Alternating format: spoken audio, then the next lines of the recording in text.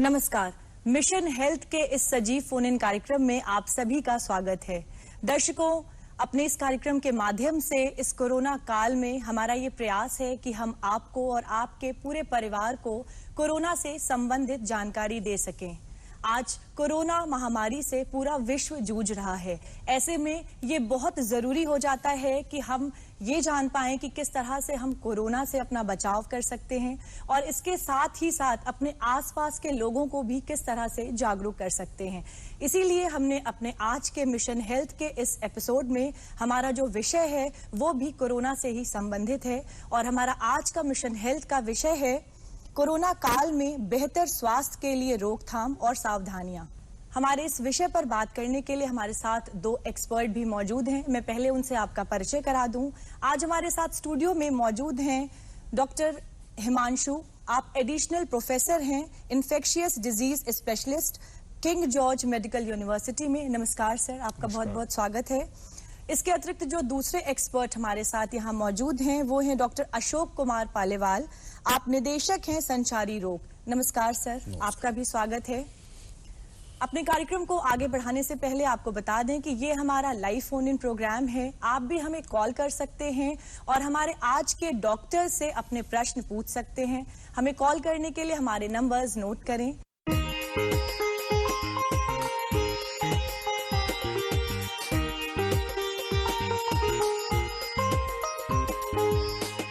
हमारे नंबर्स हैं 0522-220-5756, 0522-228-8698, 0522-401-5988।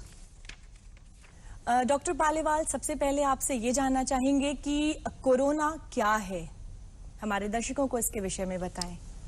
कोरोना एक वायरस से फैलने वाली बीमारी है और जैसा कि आप सब लोगों को मालूम है कि जब भी मौसम परिवर्तन होते हैं तो वायरस से फैलने वाली जो बीमारियां हैं वो अपना प्रकोप दिखाती हैं और ख़ास तौर से जैसे सर्दी जुकाम और ये सारी बीमारियां हमेशा से होती रही हैं और ये उसी तरीके का एक वायरस है जिसके अंदर एक म्यूटेशन आया है और उस म्यूटेशन की वजह से इसको एक अलग जो है कोरोना 19 करके जो है इसको आइडेंटिफाई किया गया है।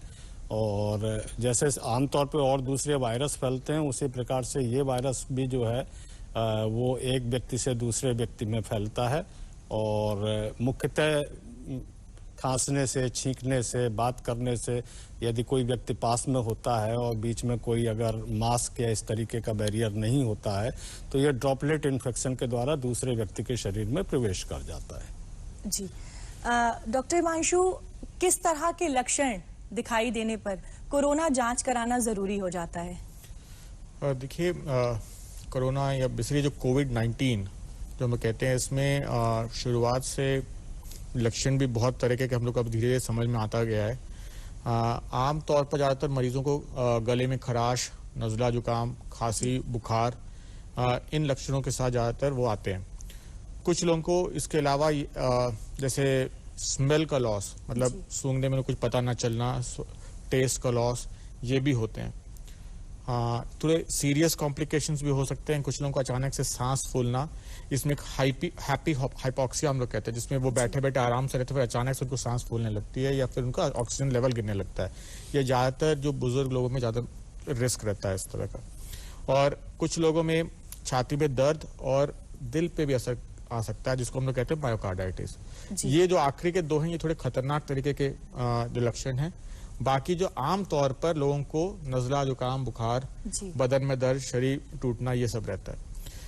ये भी देखा गया है बहुत लोगों को लक्षण भी नहीं होते जी, या इतने मामूली लक्षण होते हैं कि हम उसको नजरअंदाज कर जाते हैं। हो सकता है बस थोड़ी सी हरारत हो और कुछ और ना हो, जिन्हें हम एसिम्प्टोमेटिक मानते हैं।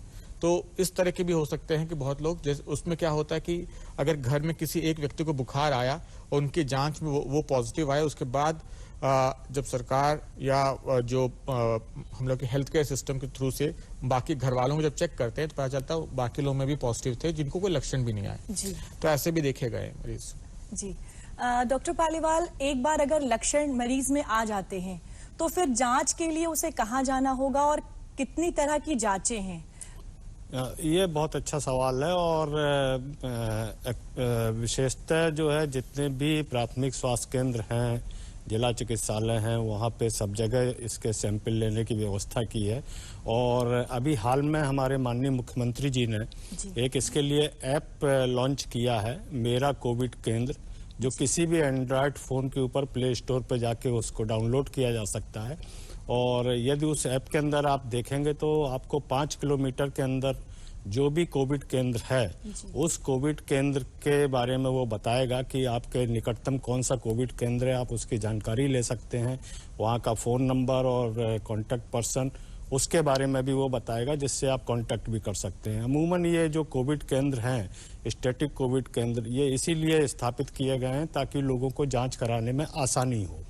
और सुबह 10 बजे से शाम के 4 बजे तक ये कोविड केंद्र कार्य करते हैं और किसी भी समय इस बीच में जाके वहाँ पे जांच कराई जा सकती है और ये जांच पूर्णतः निःशुल्क होती है। डॉक्टर साहब, यहाँ पे आपसे ये भी जानना चाहेंगे कि बहुत से ऐसे लोग हैं जिनके मन में ये भ्रांति है कि इस जांच से कुछ तकलीफें भी होती हैं, तो इसके बारे में हम जानना चाहेंगे और हमारे दर्शक भी कि क्या ये जांच कराने पर कुछ ऐसी तकलीफ है जो पेशेंट को होती है? नहीं, बिल्कुल तकलीफ नहीं होती और इस जांच में कोई इस तरीके का बात ही नहीं है तकलीफ की। एक आपकी रुई की एक तीली बनाते हैं और उससे जो है आपका सैंपल लिया जाता है और नाक से और गले से ये सैंपल लिया जाता है, तो उसमें कोई तकलीफ वाली बात ही नहीं है। कोई इस तरीके की चीज़ नहीं है कि आपके शरीर के अंदर कोई नुकीली चीज़ या कोई इस तरीके की चीज़ चुभ रही है या कुछ हो रहा है, ऐसा कुछ भी नहीं है। कोई तकलीफ नहीं होती है और बड़े आराम से, बड़ी आसानी से ये जांच होती है। जी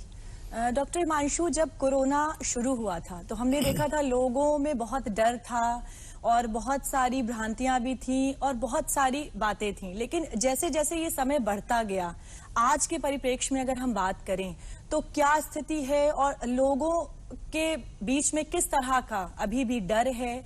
मौजूदा समय में किस तरह की चीजें हम देख सकते हैं? शुरुआत में लखनऊ में पहला केस मार्च में जी हम लोग के यहाँ आया था। उस समय जरूर बहुत डर था। ऐसे भी था जैसे मरीज कोई पॉजिटिव आते थे, बहुत बार होता था कि बगल के लोग उनके घर आना जाना बंद कर देते थे। ये सब चीजें हुई, जिसको सरकार ने बहुत अच्छी तरीके से ये मतलब एक मैसेज दिया कि इस तरह की हमें उनको अलग नहीं करना है। पर साथ में ये जरूर है कि प्रिकॉशंस रखने हैं। प्रिकॉशंस की यानी कि हमें इंफॉर्मेशन पहले तो सरकार को देना चाहिए, हमें अपने आप को आइसोलेट करना है और साथ में मास्क और जितने दूरी रख सकें और अपने आप को अंदर अलग रखना, आइसोलेट करना है। शुरू में हम लोग हॉस्पिटल्स में आइसोलेट करते थे ज्यादातर मरीजों को, सभी को। अब हम लोग घर पे ही रखते हैं और कहते हैं कि वहां पे अपने आप को सेपरेट रखें अपने फैमिली मेंबर से। फर्क ये आ गया है कि थोड़ा सा जैसे जैसे वक्त बीतता गया है, एक तरीके से थोड़ा सा लगता है जैसे पब्लिक में फटीग सी आ गई है, तो वो उस तरह के सारे प्रिकॉशंस अब कभी कभी देखा जाता है कि लोग नहीं करते। जैसे कि मास्क पहन के घूमना, कभी कभी देखते हैं कि सड़कों पे लोग बिना मास्क पे भी घूम रहे होते हैं या मार्केट में भी दिख जाते हैं। बहुत बार ऐसा होता है कि जैसे हम लोग कहते हैं हैंड सैनिटाइजर रखे रहें, जब आप कहीं जाएं छुएं तो उसके बाद अपना हाथ साफ करें। जैसे एक सिंपल सी उदाहरण है, एटीएम मशीन के पास लिखा रहता है कि आप जब भी इस्तेमाल करें हैंड सैनिटाइजर यूज करें। लोग शुरुआत से अब तक में थोड़ा सा उसमें कमी आ गई। शुरुआत में काफी डर था, लेकिन अब लोग थोड़ा फ्री हो गए हैं और ये देख भी रहे हैं कि हम लोग मार्केट में काफी सारे लोग इस तरह से बिना मास्क के घूमते हैं। सरकार अभी भी हम बार बार ये इस पॉइंट पे बार बार एम्फेसिस दे रही है या जागरूक करती है कि आपको ये चीज नहीं छोड़ना है, ये अभी भी बहुत जरूरी है। हमें ये भी समझना है कि हमने इस युद्ध में 8 मार्च से लेकर अब तक ने 9-10 महीने हो गए हैं, 9-10 महीने, और ज्यादातर हमने जीता है, हमने कंट्रोल किया। आप देखें विदेशों में बहुत से देशों के आंकड़ों के हिसाब से देखें तो हमारे देश ने काफी अच्छा किया है, हमारे प्रदेश ने भी काफी अच्छा किया है। अब आखिरी का पड़ाव आ गया है, 2-3 महीने। अब हम लोग दिख रहा है कि कुछ महीनों में, कुछ दिनों में या महीनों में हमारे पास वैक्सीन आने लगेंगी, धीरे धीरे शायद सभी को मिलने लगेगा। तो अब आखिरी का पड़ाव आया, हमें इस जो है ना अपने आप को अभी भी सतर्क रखना चाहिए और जितने प्रिकॉशंस हैं उनको मेंटेन करके ये चलते आपने हैं। बहुत अच्छी बात कही कि हमने लगभग अपनी जंग का एक बहुत बड़ा हिस्सा जीत लिया है। अब ये जंग जो है आखिरी पड़ाव पर आ गई है, इसलिए बहुत जरूरी है कि हम बिल्कुल उसी तरह सावधानी बरतें जैसा कि हमने शुरुआती दौर में सावधानियां रखी थी। डॉक्टर पालीवाल, अगर हम मृत्यु दर की बात करें तो हमारे देश स्तर पे और साथ ही साथ प्रदेश स्तर पे किस तरह का ये रेशियो है? मृत्यु दर की अगर बात करें तो हमारे देश में जो कोरोना पॉजिटिव लोग हैं उनकी मृत्यु दर जो है 1.58 है जी प्रतिशत में, और उत्तर प्रदेश की जो मृत्यु दर है वो 1.4 है। तो यदि देश में देखा जाए तो हमारा प्रदेश जो है वो अन्य राज्यों की अपेक्षा थोड़े बेहतर स्थिति में है। पर जहां तक अगर विश्व स्तर पे इसको किया जाए तो हमारा देश जो है वो अन्य देशों की अपेक्षा बेहतर स्थिति में है। जी।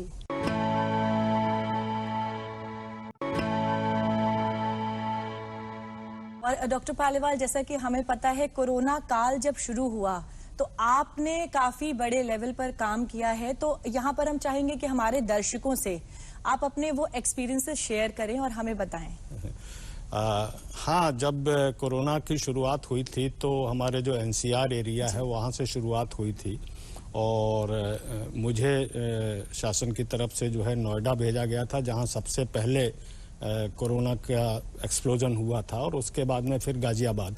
तो उस एरिया में नोएडा, गाजियाबाद और मेरठ में मैंने काफ़ी काम किया, और वहाँ पे लोगों के मैंने देखा परिचर्या। और उसका रीज़न एक तो ये था कि वहाँ पे माइग्रेशन बहुत ज़्यादा होता है, दिल्ली से लोगों का आना जाना, और इसके अलावा पॉपुलेशन डेंसिटी भी ज़्यादा है और स्लम्स भी ज़्यादा हैं, जहाँ पे कि लोग आसपास रहते हैं और जहाँ सामाजिक दूरियाँ जो है वो उतने अच्छे से नहीं हो पाती हैं। तो उसमें प्रदेश सरकार के नेतृत्व में जो है बहुत अच्छा कार्य हुआ, और वहाँ पे सर्विलांस एक्टिविटी हुई, डोर टू डोर जाके लोगों को देखा कि कोई इस तरीके की बीमारी से पीड़ित है तो उसको तुरंत जो है टेस्ट करके उसको आइसोलेट किया गया, वहाँ से अलग किया गया। और उसका नतीजा ये हुआ कि अब धीरे धीरे वहाँ भी स्थितियाँ नियंत्रण में आ गई हैं। और बेसिकली जो अभी जैसे डॉक्टर हिमांशु ने आप लोगों को बताया कि जो डिस्टेंसिंग और मास्क वगैरह है ये अभी भी आवश्यक है, और डर और सावधानी के बीच में बहुत थोड़ा सा अंतर होता है। अगर हमारा डर निकल जाए इसका मतलब ये नहीं है कि हम सावधान रहना छोड़ दें, तो सावधानी फिर भी आवश्यक होती है। और जैसा इन्होंने बताया कि 2-2.5 महीने की 3 महीने की बात है, ये वाकई ऐसा है कि ये बिल्कुल अंतिम चरण में लड़ाई है, और वैक्सीन आ रही है। हम लोग हो सकता है कि जनवरी के प्रथम सप्ताह से वैक्सीनेशन स्टार्ट हो जाए हमारे यहाँ प्रदेश में, सारे समूचे प्रदेश में इसके लिए तैयारियां चल रही हैं। और जो उसके पहले की जो भी तैयारियां होती हैं वो लगभग अब अंतिम चरण में हैं। और एक बार जब वैक्सीन आ जाएगी तो लोगों के अंदर इम्यूनिटी डेवलप हो जाएगी वैक्सीनेशन की वजह से, और फिर काफ़ी हद तक स्थितियां और सामान्य हो जाएंगी। तो ये लड़ाई बिल्कुल अंतिम चरण में है, और आप ये मान लीजिए अंतिम 100 दिन जी। तो ये 100 दिन हमको जो है और सावधानी बरतनी है हर हालत में। और वैक्सीनेशन के बाद भी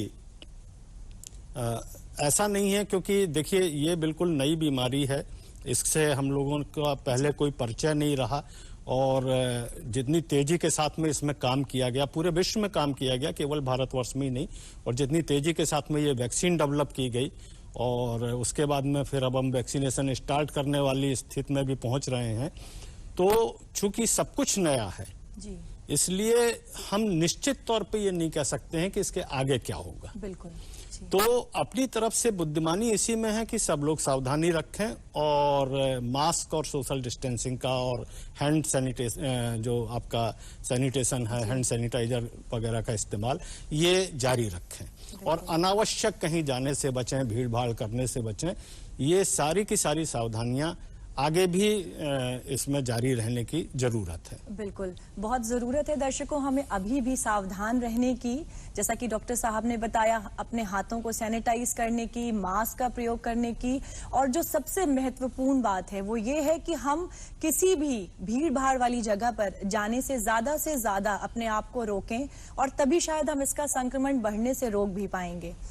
डॉक्टर हिमांशु, ऐसा कहा जाता है कि बच्चों में और गर्भवती महिलाओं में और साथ ही साथ बुजुर्गों में इसके संक्रमण का खतरा ज्यादा है, ये हमारे दर्शकों को बताएं।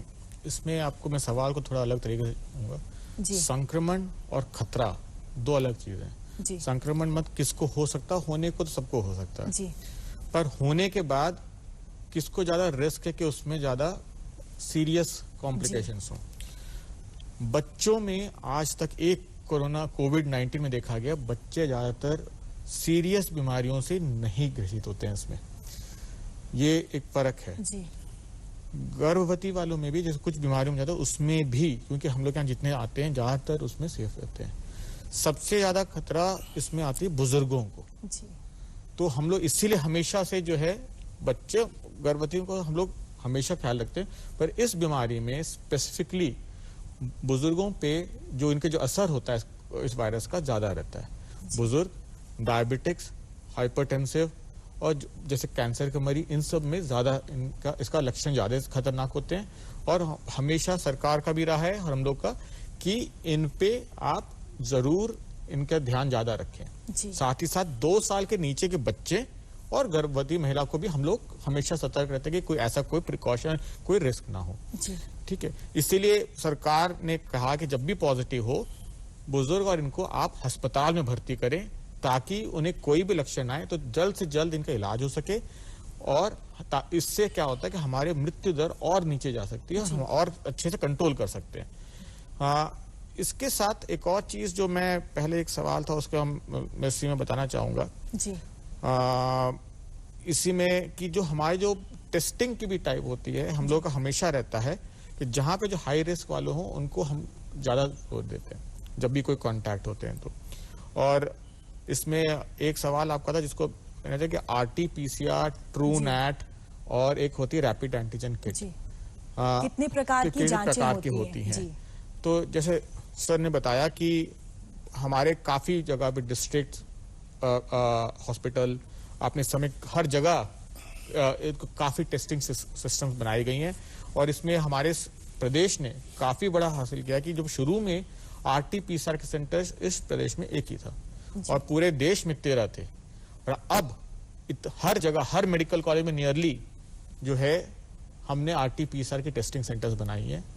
TrueNAT टेस्टिंग है जो कि 2 से 4 घंटे के अंदर जांच की रिपोर्ट देती है। और रैपिड एंटीजन किट जो है जैसे किसी को लक्षण आए ताकि तुरंत के तुरंत पकड़ ले और उनको भर्ती कर सके, उसके लिए रैपिड एंटीजन किट्स यूज की जाती है और वो इवन डोर टू डोर में भी यूज करते हैं। तो ये 3 अलग अलग तरह के टेस्टिंग्स हैं। तो इसको इसलिए यूज करते हैं ताकि कोई भी जैसे इनमें से जैसे बुजुर्ग किसी को अगर लक्षण है तो जल्द से जल्द इनको डिटेक्ट किया जा सके और उनको अस्पतालों में हम भर्ती कर सकें। डॉक्टर हिमांशु, अगर कोई व्यक्ति संक्रमित हो जाता है तो उसे किस तरह की सावधानियां लेनी है, और इसके साथ ही साथ अन्य और कौन सी सावधानियां हैं जो इस कोरोना काल में हम सभी को लेना बहुत जरूरी है? देखिए, शुरू से अभी तक जो बताया गया सावधानियां एकदम सिंपल सी हैं। चाहे अगर जो संक्रमित हैं उनको पहले तो हम लोग यही कहते हैं कि घर पे अपने सेपरेट रहें, बाकी घर वालों से रहें। अब क्योंकि हम लोग जितने यंग यानी जो जवान हैं उन सबको हम लोग होम आइसोलेशन की ये ऑप्शन देते हैं। जिनको बुजुर्ग हैं, जिनको कोई और बीमारियां हैं जैसे कि फेफड़े की बीमारी, दिल की बीमारी, डायबिटीज, इनको हम लोग हमेशा एडवाइस करते हैं कि ये भर्ती हो जाए। जो घर पे भी हैं उनको जो कुछ सावधानी जो है कि बुखार आपको लगातार नापना है, पल्स ऑक्सीमीटर रखना है जिससे आप अपना ऑक्सीजन लेवल चेक करते रहना है। इसके अलावा आपको जो सीएमओ ऑफिस से दवाइयां बताई जाती है वो आपको लेना है और अपने डॉक्टर से संपर्क में रहना है, ताकि अगर कोई ऐसे लक्षण जैसे कि आपके सांस फूलने लगे या ऑक्सीजन लेवल घटता है तो तुरंत बताना। ये सरकार जब भी किसी को पॉजिटिव आती है तो ये एडवाइस देती है। सीएमओ ऑफिस से जो डॉक्टर्स भी कांटेक्ट करते हैं, उनकी सीएमओ कंट्रोल रूम भी हर पॉजिटिव मरीज को कोशिश करते कांटेक्ट करती है। इनके अलावा ना फैलने के लिए एक तो मास्क पहनना है, घर में हमेशा उस समय मास्क पहनकर अपने एक कमरे में रहना, अपना अलग बाथरूम होना चाहिए और जैसे खाना खाने के बाद जो प्लेट अलग होती हैं उनको अलग धुलना है और धोने के लिए गर्म पानी में करना चाहिए। कपड़े जितने हो उनको गर्म पानी या हम लोग कहते हैं ब्लीच या हाई डिटर्जेंट में धोना है, ये सब सेपरेट करना पड़ता है। ये जरूरी है ताकि ये घर में ना फैले और बाकी जो प्रिकॉशंस वो इसलिए हैं ताकि अगर आपकी बीमारी में कोई ज्यादा अगर सीरियसनेस हो रही है तो ताकि तुरंत डॉक्टर्स आपका इलाज कर सके ताकि कोई भी प्रॉब्लम ना आए। जी। ये प्रिकॉशंस रखनी होती हैं। जी।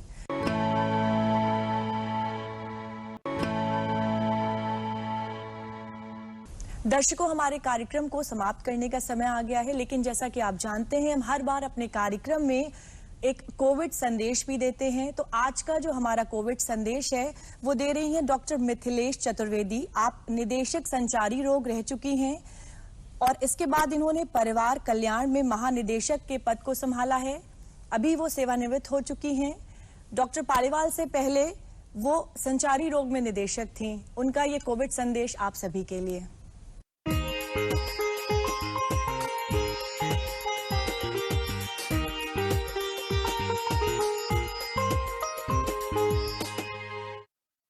सभी दर्शकों को मेरा प्रणाम। साथियों, जैसा कि आप सभी जानते हैं, कोविड-19 वैश्विक महामारी से पिछले 1 वर्ष से पूरा विश्व प्रभावित है। आप सभी से मेरा ये विनम्र अनुरोध है कि भय भ्रांति व अफवाहों से बचते हुए सरकार द्वारा कोविड-19 के बचाव संबंधित जारी विभिन्न दिशा निर्देशों का गंभीरतापूर्वक पालन करें। दूसरे शब्दों में मैं ये कहना चाहूंगी कि 2 गज की दूरी, मास्क है जरूरी, अथवा बार बार हाथ धोएं या भीड़ भाड़ वाले क्षेत्रों में न जाएं। इनको मात्र नारा या स्लोगन न समझें, अपितु अपनी जीवन शैली में सम्मिलित करते हुए अपने या अपने से जुड़े प्रत्येक व्यक्ति का व्यवहार परिवर्तन करने का प्रयास करें। तभी इस संक्रमण से बचा जा सकता है। आपके या आपके परिवार में किसी भी व्यक्ति को कोविड-19 से संबंधित कोई लक्षण प्रकट होने की स्थिति में तुरंत निकटतम स्वास्थ्य केंद्र पर सूचित करें तथा समय से जांच एवं उपचार की सुविधा प्राप्त करें।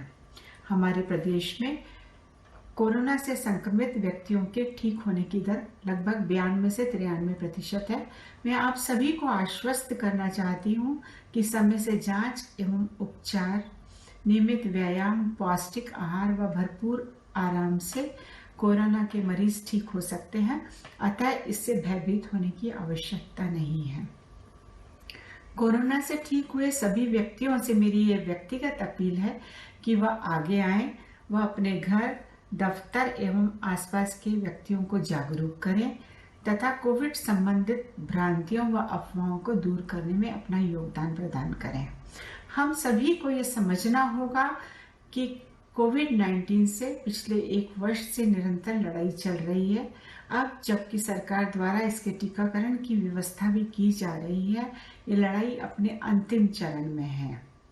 बेशक लॉकडाउन नहीं है, हम कहीं भी आ जा सकते हैं, परंतु इस अंतिम दौर में हमें पूरी सतर्कता के साथ बिना डरे हुए कोविड-19 से बचाव संबंधित सभी निर्देशों का पालन करते हुए इस लड़ाई को जीतना होगा।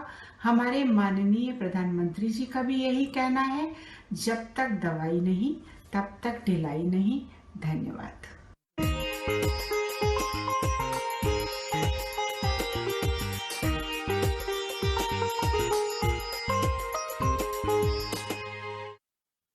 डॉक्टर पालीवाल, डॉक्टर हिमांशु, आप हमारे कार्यक्रम में आए, हमारे दर्शकों को कोरोना से जुड़ी हुई इतनी सारी जानकारी दी, उसके लिए आपका बहुत बहुत धन्यवाद। कोरोना से जंग अभी जारी है और ये जंग अब अपने आखिरी पड़ाव पर है। तो हम सभी को जरूरत है कि हम उसी तरह से सावधानी बरतें जिस तरह से हमने शुरुआती दौर में बरती थी। हम सब अपना भी ध्यान रखें और अपने आसपास के लोगों को भी इस बीमारी से बचाएं। आशा करते हैं आपको हमारा आज का ये कार्यक्रम पसंद आया होगा। दर्शकों, हमारे इस कार्यक्रम में आप भी हमें अपना फीडबैक दे सकते हैं और हमें पत्र लिखने के लिए हमारा पता नोट करें।